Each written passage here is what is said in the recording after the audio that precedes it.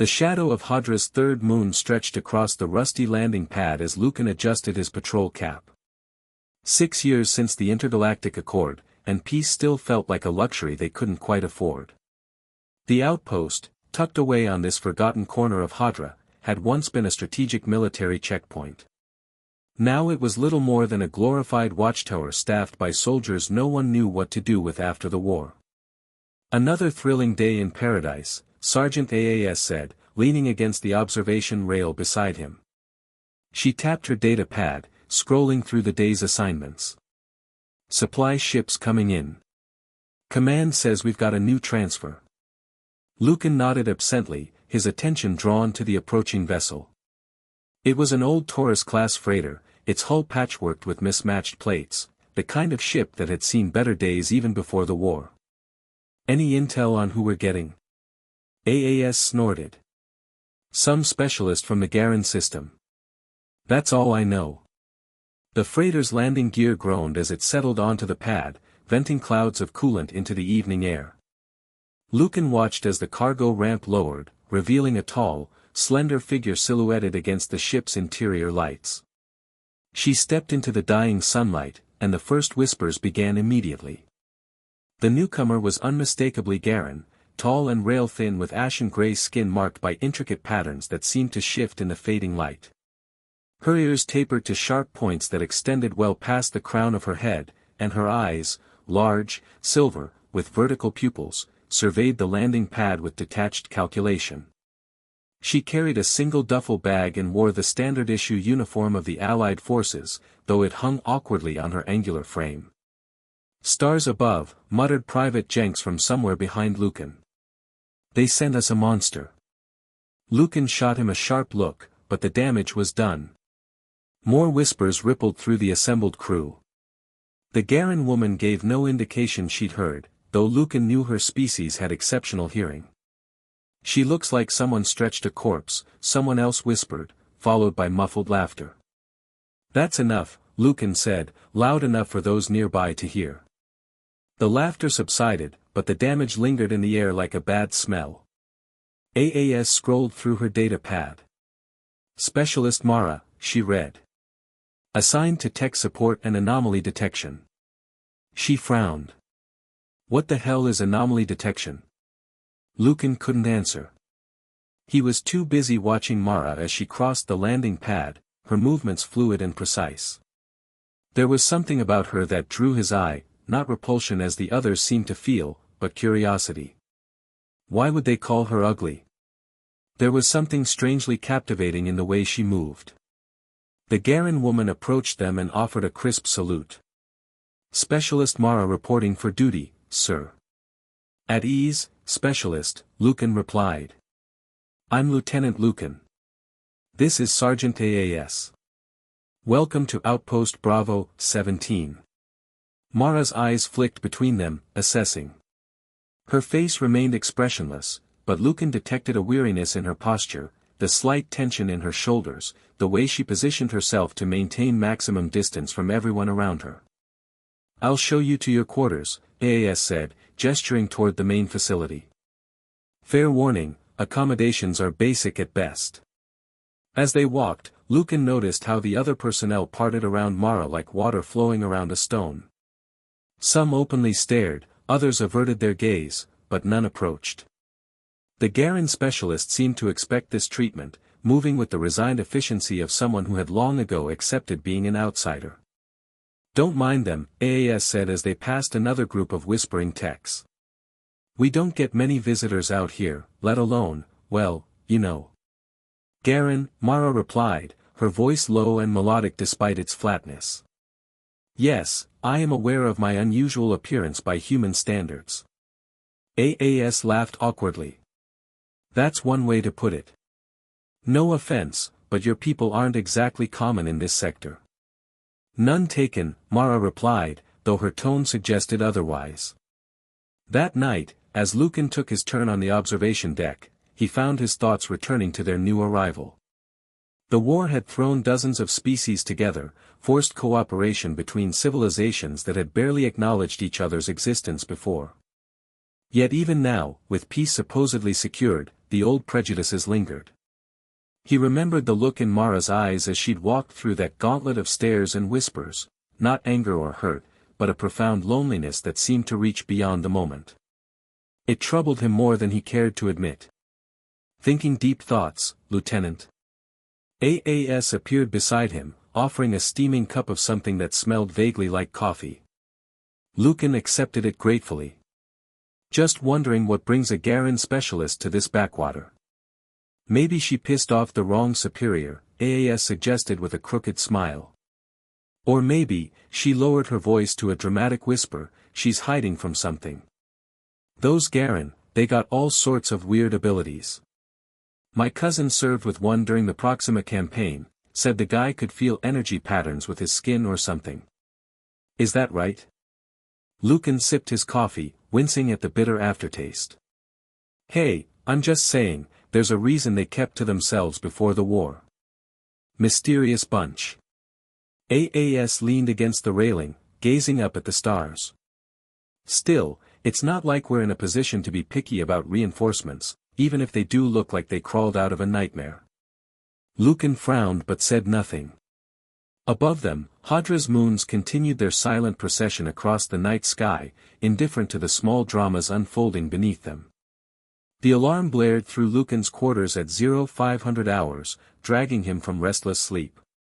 Today's assignment, patrol the restricted zone near the ancient ruins that lay some 2 kilometers east of the outpost.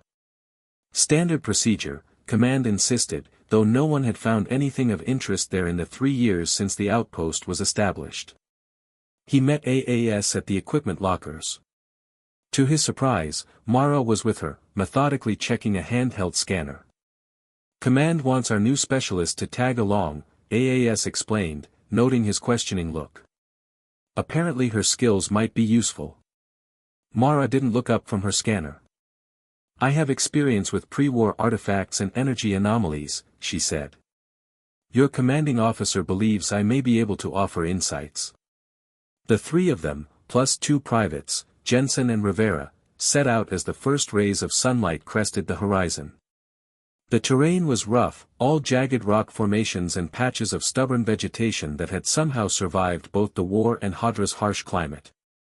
Mara moved with surprising agility, easily keeping pace despite her tall, seemingly fragile frame.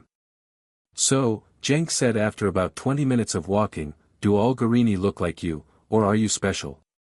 Lucan shot him a warning glance, but Mara answered before he could intervene. The Garen people display significant phenotypic diversity, she said, her tone clinical. However, my particular pattern variance is uncommon. Pattern variance? Rivera asked, curious despite herself. Mara gestured to the intricate markings visible on her neck and hands. These, among my people, denote lineage and certain aptitudes. Mine are considered irregular. Irregular how? Jenks pressed, clearly enjoying her discomfort. That's enough, Private, Lucan cut in. We're approaching the restricted zone. Stay alert. The ruins rose before them, a sprawling complex of twisted metal and stone half buried in the rocky soil. Once it might have been a research facility or military installation, but the war had reduced it to a skeletal reminder of past civilizations. Standard protocol required them to check the perimeter for signs of intrusion or unusual activity, then report back. Simple, routine, and invariably uneventful. Until today. They were halfway through their sweep when Mara suddenly stopped, her head tilting as though listening to a distant sound. There's something here, she said, her silver eyes narrowing. An energy pattern, fluctuating. AAS frowned. The scanners aren't picking up anything. Your scanners aren't calibrated for this frequency. Mara moved forward, her long fingers tracing the air as if following invisible threads.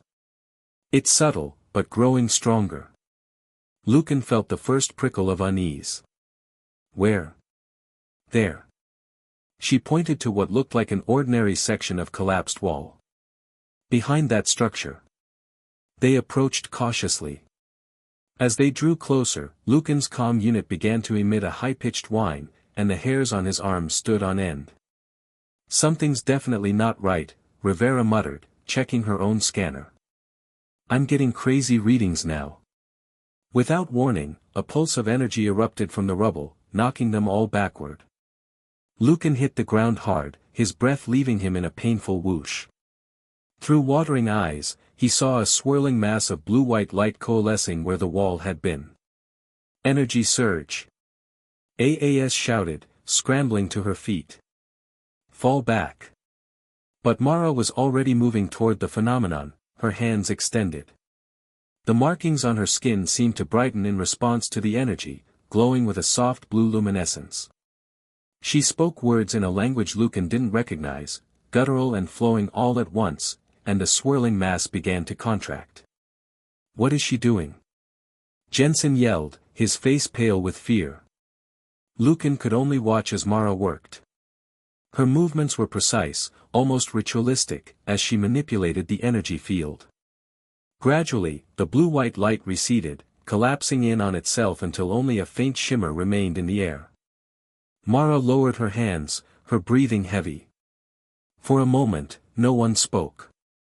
You want to explain what just happened? AAS finally asked, her voice uncharacteristically subdued. Residual energy pocket, Mara replied, suddenly looking exhausted.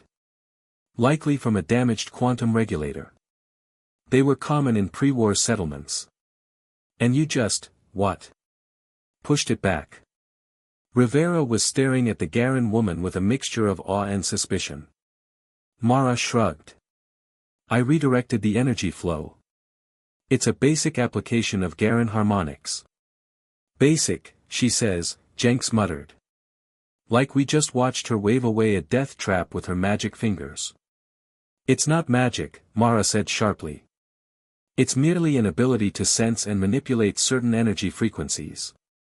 Many Garini possess it to some degree. Lucan studied her face, noting the subtle strain around her eyes. Whatever she'd done had cost her, despite her casual dismissal. Thank you, he said quietly. You potentially saved our lives. She met his gaze briefly, something flickering behind those alien eyes before she looked away. I was simply performing my duty, Lieutenant. The rest of the patrol passed without incident, but the mood had shifted. Jenks and Rivera kept their distance from Mara, casting nervous glances her way when they thought she wasn't looking. AAS, on the other hand, seemed fascinated, peppering the Garen specialist with questions about her abilities, most of which Mara deflected with terse replies. Lucan found himself watching the strange woman more closely than before. There was a story there, in the rigid set of her shoulders, in the way she held herself apart even as she walked among them. He couldn't help but wonder what had brought her to this remote outpost, and why the mention of her irregular pattern seemed to cause her such discomfort. Back at the base, their report of the energy anomaly created a stir of excitement in the otherwise monotonous routine. Captain Harris ordered additional patrols and a more thorough scan of the ruins, muttering about post-war instabilities and residual weapon signatures. Looks like you've made quite the impression, Lucan told Mara as they exited the debriefing. Not many first days include saving your patrol from mysterious energy pockets. She inclined her head slightly, her expression guarded. I merely performed as expected. Still, he hesitated, then added, I owe you one. Would you like to join me for the evening meal? The food's terrible, but the company might make up for it. Surprise flashed across her features before she could mask it. That would not be advisable, Lieutenant. Your colleagues are still adjusting to my presence. All the more reason to give them the chance to know you better. She studied him for a long moment, silver eyes unreadable. Perhaps another time, she finally said, then turned and walked away, her long strides quickly carrying her down the corridor. Lucan watched her go, feeling a strange mixture of disappointment and intrigue. There was more to Specialist Mara than met the eye, and despite her clear desire for solitude, he found himself increasingly curious about the enigmatic Garen woman. The mess hall was buzzing with chatter when Lucan entered that evening. News of the patrol's encounter had spread quickly, growing more elaborate with each retelling. By the time he sat down with his tray of unidentifiable protein and reconstituted vegetables, the story had Mara single-handedly battling a sentient energy being that had been dormant since the war. "There she is," someone whispered as the subject of the rumors entered the hall. "The witch." Mara collected her meal without acknowledging the stares and whispers, finding an empty table at the far corner of the room. She ate methodically, her attention focused entirely on her food, giving no indication that she was aware of the speculation swirling around her. "Mind if I join you?" Aas dropped into the seat across from Lucan, her tray clattering. "So, what's your take on our resident Garen?" Lucan shrugged, pushing his food around with his fork. "She did her job. Saved our skins, from the looks of it." "Yeah, but don't you think it's weird? Her showing up right before we find some ancient energy thingy that only she can sense." Aas leaned forward, lowering her voice. "Command's buzzing about it. Word is they're sending a specialist team to investigate." Before Lucan could respond, a commotion broke out near the beverage dispensers. Private Jensen was gesturing wildly at the malfunctioning machine, which was spraying coffee in erratic bursts across the serving counter. "This damn thing's possessed," he exclaimed. "That's the third time this week. Maybe if you stopped hitting it like a caveman, it would cooperate," Aas called out, grinning. "I'm not hitting it. The circuitry is fried or something." To everyone's surprise, Mara rose from her seat and approached the dispenser. Without a word, she removed the front panel, studied the internal components for a moment, then made a small adjustment to one of the circuits. The machine hummed, then settled into its normal operation. Pressure regulator was misaligned, she explained quietly, replacing the panel. Jenks stared at her, then at the now functioning dispenser. "How did you?" "Basic engineering," she replied, already turning away. "Nothing special." "Watch out, Jensen," someone called out. "The machine which might hex your coffee next." Laughter rippled through the mess hall. Mara's expression remained impassive as she returned to her table, but Lucan noticed the slight stiffening of her shoulders. "You know," Aas mused, watching the Garen woman retreat, "for someone everyone calls a monster, she's proving pretty useful." "She's not a monster," Lucan said, more sharply than he intended. "She's just different." Aas raised an eyebrow. "Easy there, Lieutenant. I'm just saying different can be good, especially when different fixes the coffee machine." She grinned, nudging his arm. "Besides, beauty's in the eye of the beholder, right? Maybe in Garen land, she's a supermodel." Lucan didn't answer, his gaze still on Mara as she disposed of her tray and left the mess hall, alone, as always. Something about her isolated figure stirred an unidentifiable emotion in him. Not pity, exactly, but a kind of recognition. He too had known what it was to be an outsider, though never to the extent she clearly experienced. Later that night, unable to sleep, Lucan wandered to the armory to check on some equipment. As he approached, he heard a soft sound from within, not quite speech, but not quite song either. Curious, he peered through the half-open door. Mara stood before a polished section of metal plating, staring at her reflection. Her long fingers traced the patterns on her face, intricate whorls and lines that seemed almost luminescent in the dim light. Her expression, so carefully neutral when others were present, now reflected a deep, private pain. Lucan started to withdraw, feeling like an intruder on something intensely personal, but his boot scraped against the floor. Mara's head snapped up, her eyes finding his in the reflection. "Lieutenant," she acknowledged, her mask of indifference sliding back into place with practiced ease. "I'm sorry," he said quickly. "I didn't mean to intrude." "You didn't." She turned away from the makeshift mirror. "I was merely calibrating." The obvious lie hung between them. Lucan could have accepted it, could have nodded and continued on his way. Instead, he heard himself ask, "The patterns on your skin, you said they were irregular. What does that mean among your people?" For a moment, he thought she wouldn't answer. Then, softly, "Among the Garen, one's patterns signify lineage, ability, potential. My. She hesitated. Mine are considered flawed. A mark of impurity. Impurity? A genetic anomaly. A deviation from the ideal. Her voice was clinical, but her eyes betrayed her. In your terms, Lieutenant, I am as ugly to my own kind as I am to yours. The blunt assessment startled him. I don't think you're ugly. A small, bitter smile touched her lips. You needn't be kind, Lieutenant. I am aware of how I appear to others. I'm not being kind. I'm being honest. He stepped closer, trying to make her understand. Different isn't the same as ugly. Your features are striking. Distinctive. She regarded him with open skepticism. I appreciate the sentiment, but experience has taught me otherwise. She moved toward the door. If you'll excuse me, I should rest. Tomorrow promises to be eventful. As she brushed past him, Lucan caught a glimpse of the markings at the nape of her neck, delicate, spiraling patterns that seemed to pulse with a life of their own. Not ugly, he thought. Never that. The summons came at dawn. Central Command, responding to their report of the energy anomaly, had flagged it as a matter of urgent interest. According to the encrypted transmission, the ruins might contain artifacts of Garen origin, specifically, a potential Genesis node, whatever that was. They want us to escort a research team, Captain Harris explained during the hastily assembled briefing.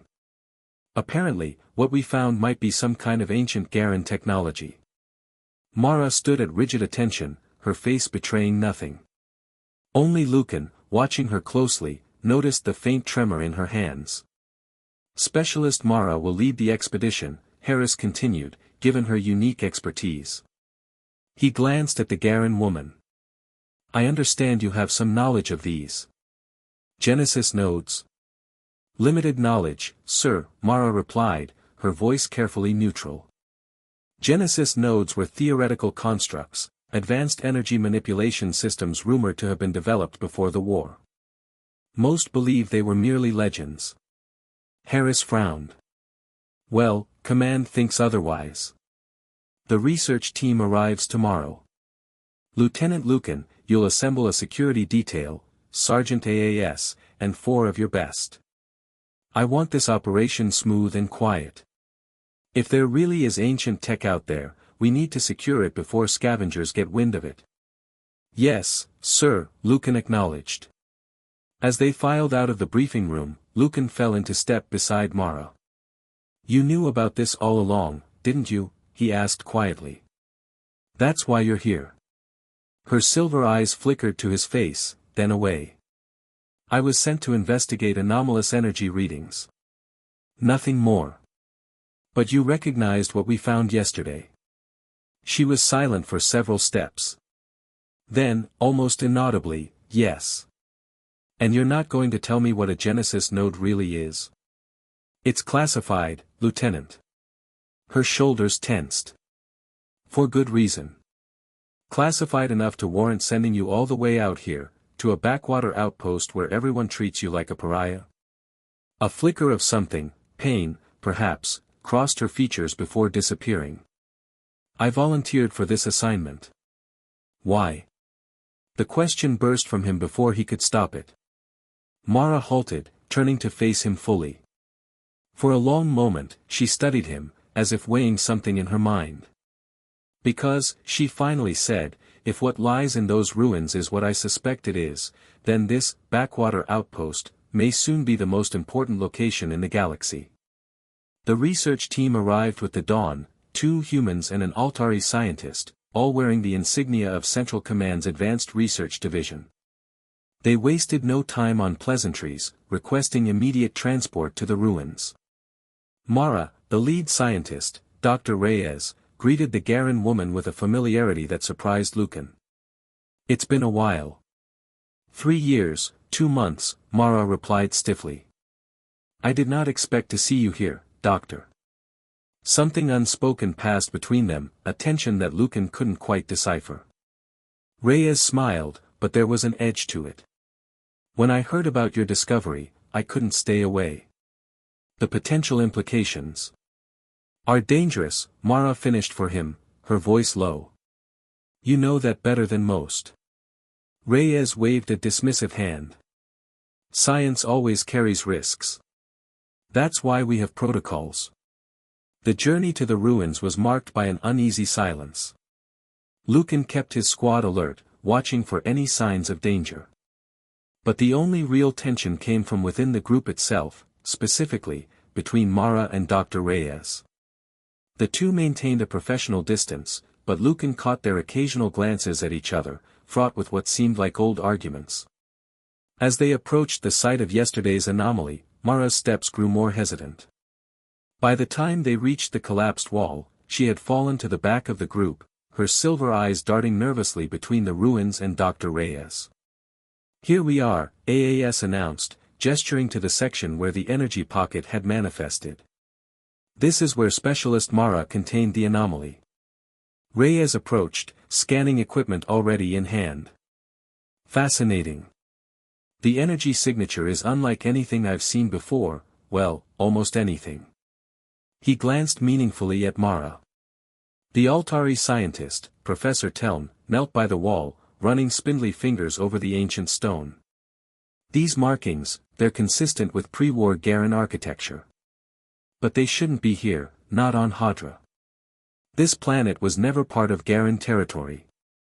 Unless they had a reason to build in secret, Reyes mused. He turned to Mara. Would you care to explain? All eyes turned to the Garen woman. For a moment, she looked trapped, cornered by their expectations.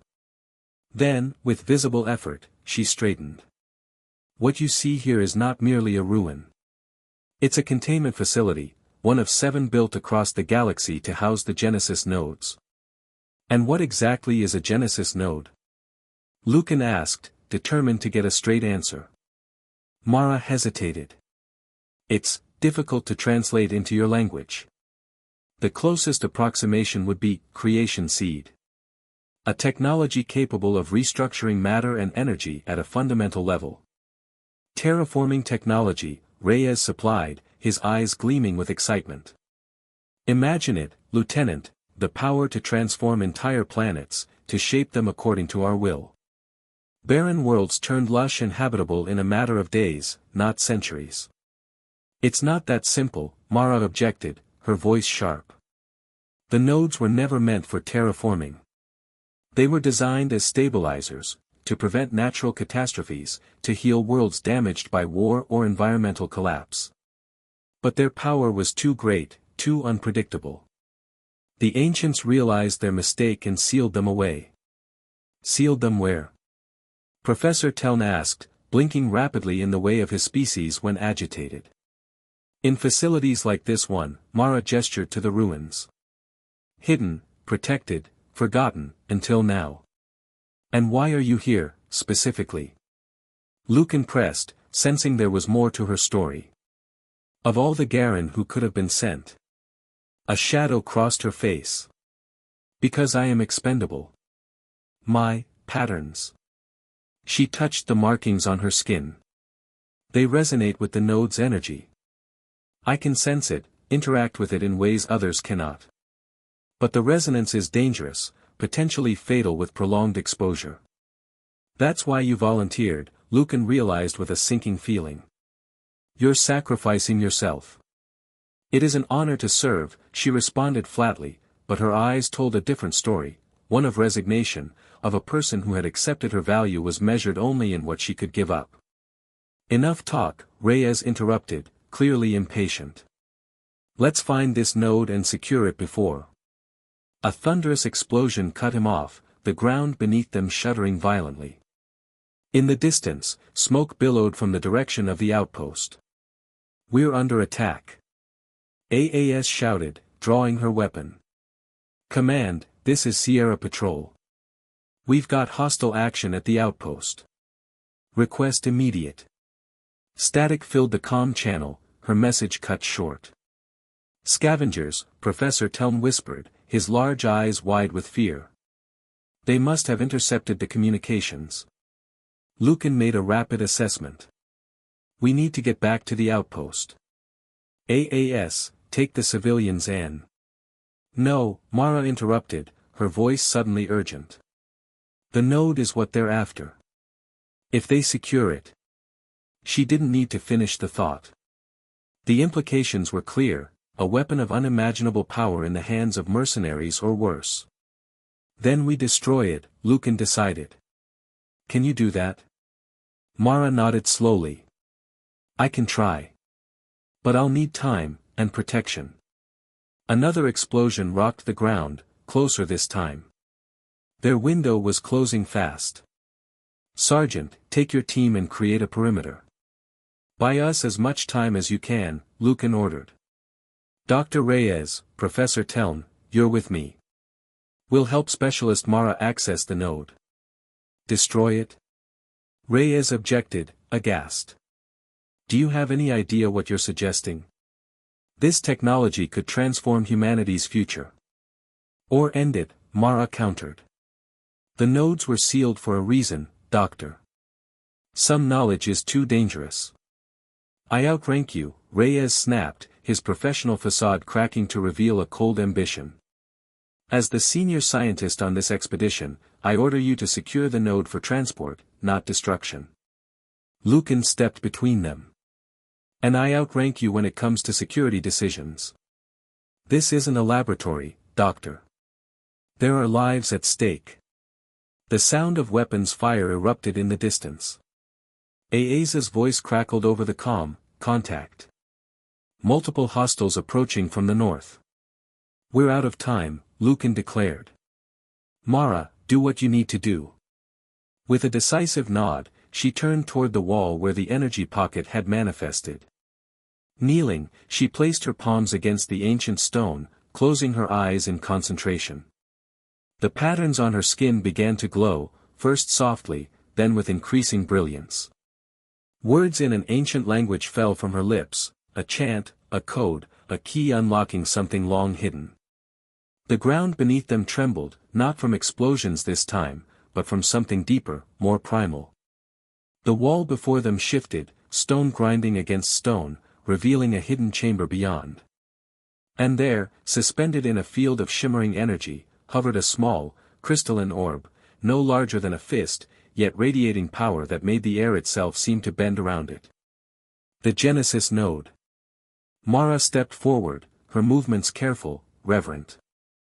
As she approached, the node's glow intensified, resonating with the patterns on her skin until it seemed they were one and the same, two parts of a whole, separated by millennia, now reunited. Stop her! Reyes suddenly shouted, drawing a concealed weapon. That's an order. But before he could fire, Lucan tackled him, sending them both crashing to the ground. The weapon skittered away across the stone floor. You fool! Reyes snarled, struggling beneath Lucan's grip. Do you have any idea what that thing is worth? The power it represents? I know exactly what it is, Lucan replied grimly. A weapon too dangerous to exist. Beyond them, Mara had reached the node. Her hands hovered just above its surface, trembling slightly. For a moment, she hesitated, her eyes meeting Lucan's across the chamber. In that instant, something passed between them, an understanding, a mutual recognition. Then Mara smiled, a genuine expression that transformed her alien features, making them not just striking but beautiful. It was never about being expendable, she said softly. It was about being the only one who could. And then she placed her hands directly on the node. Light exploded from the contact point, bathing the chamber in radiance too intense to look at directly. Lucan shielded his eyes, still keeping Reyes pinned beneath him. When he could see again, Mara stood surrounded by tendrils of energy that wrapped around her like living vines, flowing through the patterns on her skin, making them pulse with an inner fire. Her eyes were wide, seeing something beyond the physical realm. I understand now, she whispered. It was never meant to be used, or destroyed. It was meant to be returned. The node began to change, its crystalline structure flowing like liquid, reshaping itself. The energy field expanded, enclosing both Mara and the artifact in a spinning cocoon of light. "What's happening?" Professor Telm gasped, his scientific detachment giving way to awe. Mara's voice came as if from a great distance. "The node recognizes me, my patterns. They're not a flaw, they're a key. The last of the Keeper bloodline." Outside, the sounds of battle grew closer. Aaza's voice crackled over the calm. "We can't hold them much longer, Lieutenant." Lucan struggled with indecision. They needed to retreat, but he couldn't leave Mara behind, not now, not like this. "Mara," he called out. "We have to go." Her silver eyes found his through the whirling energy. "There's no need to fear, Lieutenant. I know what must be done." The ground shook violently. Dust and debris rained from the ceiling as the ancient structure began to destabilize. "We have to evacuate now." Lucan shouted to the others, hauling the still protesting Reyes to his feet. He turned back to Mara, reaching toward her. "Come with us." She smiled, a smile of peace, of purpose found. "This is why I was sent here. Why I was born as I am. The node must be sealed again, properly this time, by one who carries the bloodline." "But you'll die." "Not die," she corrected gently. "Transform. The energy won't destroy me, it will change me. I will become the guardian." Another violent tremor shook the chamber. Professor Telm stumbled toward the exit. "Lieutenant, we must leave immediately." "Go," Mara urged. "Take the others. I will contain the node's power and prevent the attackers from claiming it. It's what I was born to do." Lucan hesitated, torn between duty and something deeper, something he hadn't allowed himself to acknowledge until this moment.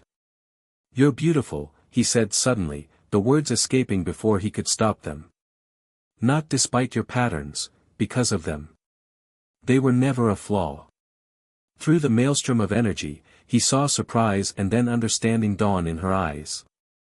"Thank you," she whispered. "For seeing what others couldn't." "Lieutenant." Aas shouted from the entrance. "Now or never." With one last look at Mara, standing tall and radiant within her cocoon of light, no longer hiding, no longer ashamed, Lucan turned and ran for the exit, dragging the resisting Reyes with him. They emerged into chaos. The scavengers, a ragtag band of mercenaries and opportunists, had broken through Aaza's defensive line and were converging on the ruins. But as the ground continued to shake with increasing violence, even they began to fall back. "Everyone, retreat to safe distance," Lucan ordered, gathering his scattered team. "The whole structure is coming down." They ran, pushing their bodies to the limit, as behind them the ancient facility began to collapse. A blinding pillar of light erupted from its center, shooting skyward in a dazzling display that forced them all to look away. When the light faded and they dared to look back, the ruins were gone.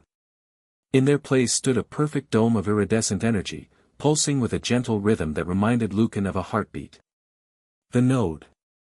Professor Telm breathed, his scientific curiosity overcoming his fear. "She's contained it." "She's become one with it," Lucan corrected softly.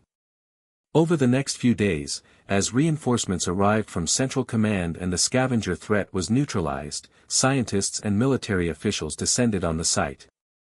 They studied the dome from a safe distance, running tests, taking readings, but no one could penetrate its barrier. Dr. Reyes, facing court-martial for his actions, insisted that the node could still be recovered. With the right equipment, the right approach, he argued during his preliminary hearing. "The node is where it belongs," Lucan interrupted. "Under the protection of its guardian." On his final night at Outpost Bravo 17, before his transfer to a new assignment, one far from Hadra and its mysteries, Lucan stood alone on the observation deck, gazing at the distant dome that glowed softly on the horizon. "I wish we'd had more time," he said to the night air. "There was so much more I wanted to know about you." The cool breeze stirred around him, carrying a whisper so faint he might have imagined it, "You saw me." That was enough. He smiled, understanding at last. Mara had never needed someone to call her beautiful, she had needed someone to see her truly, to look past the alienness of her features and recognize the person within. Someone who understood that different didn't mean ugly, it meant unique, special, meant for something extraordinary. As the first light of dawn touched Hadra's rusty landscape, Lucan saluted the glowing dome one last time. "Farewell, Guardian," he murmured. "May your vigil be peaceful." And somewhere within that radiant sphere, he knew Mara watched, no longer an outsider, no longer alone, but finally, perfectly, where she belonged. The end.